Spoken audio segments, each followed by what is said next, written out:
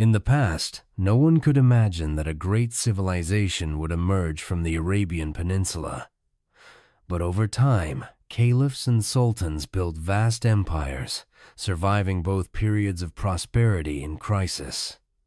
This is a 1,000-year story of Islamic history, focusing on the Middle East. In the 6th century, the Arabian Peninsula was surrounded by great empires like the Persians and Byzantines. The Arabs living there were mostly nomadic and practiced polytheism. But this was about to change. Around 570, Muhammad was born in Mecca. According to Muslim belief, he was chosen by God as the last prophet. His mission was to teach the Arabs about the true monotheism. Over the years, the Quran was revealed to him and later compiled into a single book. In the early days, Muhammad faced persecution.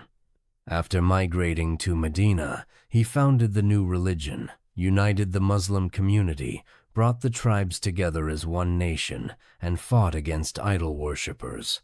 Muhammad died in 632. At that point, everyone wondered, who will lead next? Muhammad's close companions established the caliphate system. The first 4 caliphs, known as the Rashidun, were chosen for their closeness to the Prophet and their personal qualities. During this time, the Muslim state expanded rapidly, stretching from Iran to North Africa. But there were also serious internal tensions. 3 of the 4 caliphs were assassinated. Ali's supporters, the Shia, claimed that he and his descendants were the only legitimate leaders. The others, later called Sunnis, did not accept this. This disagreement became the biggest religious division in Islam. In 661, the Umayyads came to power and moved the capital to Damascus. They established a hereditary system and launched a second wave of conquests. Their westward expansion was stopped at the Battle of Tours. During this period, Arab identity strengthened, the administrative system became stable, and the Dome of the Rock was built in Jerusalem. Yet internal unrest and revolts shook the Umayyads. In 750, the Abbasids rose to power and moved the capital to Baghdad. Baghdad quickly became the largest and wealthiest city in the world. Science, philosophy, medicine, and literature flourished, marking the golden age of Islam. Harun al-Rashid, known from the 1001 Nights, supported scholars and maintained diplomacy with Europe.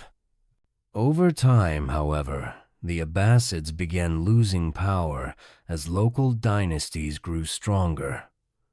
The political and religious struggle between Shia and Sunni groups continued. Turks from Central Asia and the Seljuks became a powerful force in the Islamic world.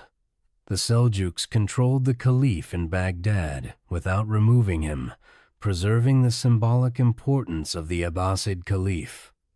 In 1071, the Battle of Manzikert opened Anatolia to the Turks. In the 12th century, the Crusades began, with Europeans occupying Jerusalem.